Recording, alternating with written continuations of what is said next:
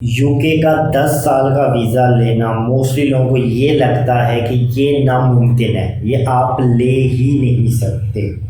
मुश्किल ज़रूर होता है पर ऐसा नहीं है कि आप नहीं ले सकते। अभी रिसेंटली मैंने एक 10 साल का वीज़ा अप्रूव करवाया है। अभी कुछ दिन पहले की बात है, 2-4 दिन ही हुए हैं, इसकी अप्रूवल आ चुकी है हमारे पास। इस वीडियो के अंदर मैं उस क्लाइंट के बारे में आपको बताऊंगा, वो क्लाइंट क्या था और उसके टैक्स रिटर्न्स क्या थे, मैंने क्या क्या डॉक्यूमेंट उसके साथ लगाए और किस तरीके से मैंने ये वीज़ा ग्रांट किया, मतलब उसकी अप्रूवल लिया।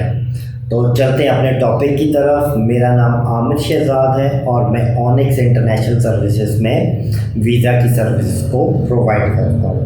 तो क्लाइंट की मैं बात करूँ तो क्लाइंट का जो वर्क था वो स्टील के रिलेटेड था। मतलब मैं अगर उसको पीवी, जो मेरी उनसे बात हुई थी लास्ट टाइम, उन्होंने मुझे बताया था PUEV है, मुझे इनका नहीं पता ये क्या होते हैं। PVC EVR मशीन्स वगैरह इसका इनका काम है। तो मैंने उनसे डिस्कशन की तो उन्होंने कहा मेरा ये काम है और उनकी फर्म एक रजिस्टर्ड थी, सही, और ये पार्टनरशिप के ऊपर थी। ठीक है, जो फर्म पार्टनरशिप के ऊपर होती है उनके लिए तो बहुत ज़्यादा इजी हो जाता है कि आप उनका वीज़ा इजीली ले सकते हैं। कैसे, चल के बताता हूँ मैं आपको। अच्छा, टैक्स रिटर्न की मैं इनकी बात करूँ तो टैक्स रिटर्न इनकी जो टैक्सेबल इनकम थी वो 22,28,165 रुपये थी और जो टोटल इनकम इनकी थी वो 33,28,165 थी। ठीक है, और अगर मैं आपको बता रहा हूँ 2025 के हिसाब से, और अगर मैं आपको इनका वो बताऊं कि मैंने इनके केस के अंदर कितनी इनकम डिक्लेयर की, क्योंकि इसके अंदर एक कॉलम होता है, आपको इनकम लिखनी पड़ती है, वो मैंने 40,12,120 जो है वो मैंने इसकी इनकम डिक्लेयर की। ये इनकम क्यों डिक्लेयर की, क्योंकि टैक्स रिटर्न में और थी और यहाँ पे मैंने कुछ और लिखी है। क्यों लिखी है और ये कैलकुलेशन कैसे की जाती है ये मैं वीडियो के आगे में बताता हूँ। इसके अलावा मैंने इनकी अनदर जो थी इनकम थी 17,98,000 के करीब इनकी इनकम थी।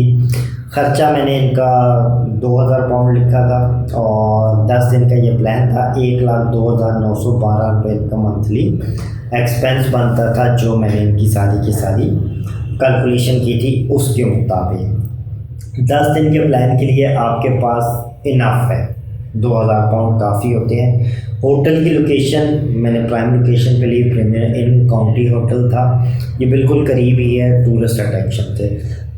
तो ये ज़्यादा इफ़ेक्ट करता है कि अगर आपने जो होटल है वो नियरेस्ट टू टूरिस्ट अट्रैक्शन लिया। इसके बाद मैंने इनकी एक्स्ट्रा एक्सप्लेनेशन दी है। एक्स्ट्रा एक्सप्लेनेशन क्या दी है, मैंने उनको बताया कि भाई मैं मैनेजिंग डायरेक्टर हूँ और मेरा प्रेजेंस जो है मेरे यहाँ पे होना लाजमी होता है कि जो इस चीज़ को इंश्योर करता है कि मैं वापस आऊँ। तो एक तो एक्स्ट्रा एक्सप्लेनेशन में मैंने इनका ये डिक्लेयर किया था। उसके बाद जो इनके मैंने रिक्वेस्ट लेटर बनाया था उस पर मैंने इनके कारोबार की सारी डिटेल बताई, कारोबार के बारे में मतलब इनका बताया, फिर कारोबार का बताया, और फिर मैंने इनको ये बताया कि मैं हैप्पीली मैरिड हूँ इतने अरसे से और मेरे पास जो है खुदा की ने मुझे औलाद से भी नवाजा है जो कि मेरे साथ रहते हैं। ठीक है, ये स्ट्रॉन्ग टाइज के अंदर मैंने इनका लिखा है। फिर बिज़नेस के बारे में बताया कि एज़ पर फाइनेंशियल ईयर 2025 मेरी जो नेट वर्थ है वो 37 मिलियन है। और फिर इनके साथ मैंने काफ़ी सारी चीज़ें लगाई, जैसे FRC लगाई, प्रॉपर्टी के डॉक्यूमेंट लगाए, टैक्स रिटर्न्स लगाई, पर्सनल और रिजर्व बैंक स्टेटमेंट और मेंबरशिप सर्टिफिकेट जो चैम्बर का वो लगाया, बिजनेस रजिस्ट्रेशन डॉक्यूमेंट जिसमें पार्टनरशिप डीड वगैरह इनकी होती है वो लगाई है, और इनका करंट और प्रीवियस पासपोर्ट और वीज़ा एप्लीकेशन फॉर्म ये भी मैंने लगाया। इसके अलावा मैंने इनका जो है वो travel plan day by day का एक एक चीज़ मेंशन की। ट्रैवल प्लान किस तरह का होता है, उसमें आपका नाम, पासपोर्ट नंबर, कितने दिन के लिए जा रहे हैं, आपका पर्पस क्या है, कहाँ पे आप स्टे करेंगे, आपका पोर्ट ऑफ एंट्री क्या होगा, ये मैंडेटरी है।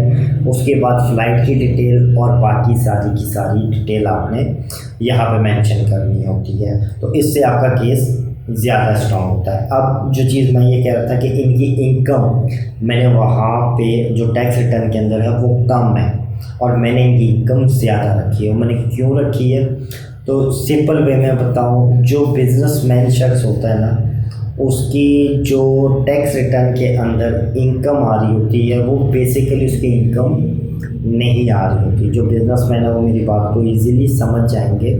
एक होता है इनका नेट वैल्यू होता है, या जिसको आप कहते हैं टर्न ओवर। मिसाल के तौर पे एक बिजनेसमैन है, उसके अकाउंट में 1 करोड़ रुपए आया। अब ये 1 करोड़ उसकी इनकम नहीं है, ये तो उसके पास आया। फिर उसके बाद वो क्या करेगा कि उसमें से एक्सपेंस निकालेगा। एक्सपेंस निकाल के जो चीज़ बचती है बेसिकली वो इसकी इनकम होती है। लेकिन यहाँ पे भी थोड़ा सा ट्विस्ट है। यहाँ पे थोड़ा सा ट्विस्ट क्या है, मिसाल के तौर पे बिजनेसमैन है, उनके अकाउंट में 1 करोड़ आया, उसमें से 50 लाख उनका एक्सपेंस था, वो उन्होंने निकाल दिया। अब 30 से 40 लाख की उन्होंने प्रॉपर्टी ख़रीद ली, तो पीछे उनके पास बच जाता है 10 लाख रुपए, जो कि एज़ पर टैक्स रिटर्न उनकी इनकम, जहाँ पे टोटल इनकम लिखा होता है। बेसिकली वो उन्होंने फॉर्मेट ऐसे बनाया, बिजनेसमैन की बेसिकली वो इनकम नहीं होती, वो सेविंग होती है। चूँकि उन्होंने प्रॉपर्टीज़ ख़रीद ली हैं, उसके बाद जो उनके पास बच रहा है वहाँ पे वो बेसिकली उसको इनकम डिक्लेयर कर रहा है। तो जो इनकम होती है वो जो आपके एसेट्स होते हैं और प्लस जो आपकी इनकम होती है, जो आपके पास सेविंग बच गई है, इन दोनों को अगर आप कंबाइन करें तो आपके पास आपकी इनकम बन जाती है। बैंक स्टेटमेंट को कैसे जस्टिफाई करना है मैंने ऑलरेडी इसके ऊपर वीडियो बनाई हुई है, तो वो वीडियो आप लोगों ने जाके लाजमी देखनी है ताकि आपको क्लियर हो सके। उम्मीद है ये वीडियो आप लोगों को पसंद आई होगी। वीडियो पसंद आई हो तो उसको लाइक शेयर सब्सक्राइब ज़रूर कीजिएगा और दुआ में याद रखिएगा। अल्लाह हाफ़िज़।